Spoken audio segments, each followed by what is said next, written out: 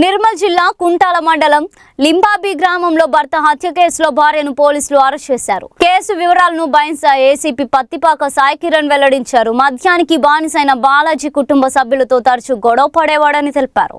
ఇంటికి వచ్చిన బాలాజీతో భార్య పిరబాయికి గొడవ దిగినట్లు దర్యాప్తులో తేలింది.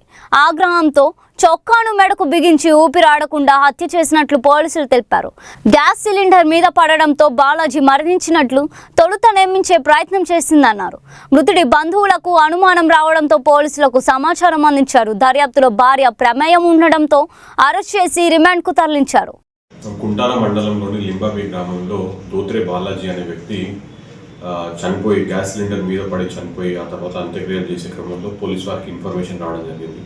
ఇన్ఫర్మేషన్ రాగానే మనము కేసు రిజిస్టర్ చేసి ఇన్వెస్టిగేషన్ చేసిన తరుణంలో మనకు ఏం తెలిసిందని అంటే ఈ దోత్రే బాలాజీ డిసీజ్డ్ పర్సన్ తాగి వచ్చి మధ్యలో వాళ్ళ తాతతో గొడవపడి వాళ్ళ తాతను కొట్టడం జరిగింది. కొట్టిన తర్వాత వీళ్ళ భార్యతో కూడా గొడవ జరిగింది. వీళ్ళ భార్య ఇంట్లోకి తీసుకుని వెళ్ళిన తర్వాత తాళం వేసుకున్నారు.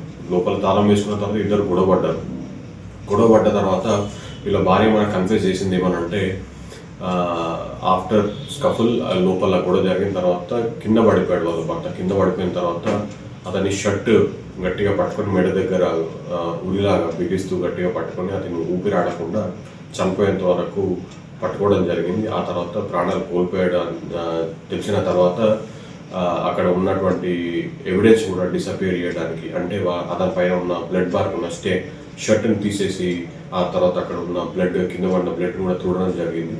మనము దీనికి తగ్గట్టు సెక్షన్స్ కూడా మనము మర్డర్ ఇంకా డిసపియరెన్స్ ఆఫ్ ఎవిడెన్స్ కింద సెక్షన్స్ ఆర్డర్ చేయడం జరిగింది. ఇందులో భాగంగా మనము ఆ బ్లడ్ స్టెయిన్ క్లాత్ మనం రికవర్ చేయడం జరిగింది. అండ్ శారీ ఏదైతే యూజ్ చేసి అక్కడ కింద బ్లడ్ తూడ్చారో అది కూడా రికవర్ చేయడం జరిగింది. ఇప్పుడు ఈ అక్యూజ్ని అంటే వాళ్ళ భార్యని మనము అరెస్ట్ చేసి రిమాండ్కి తరలిస్తున్నాం. Thank you.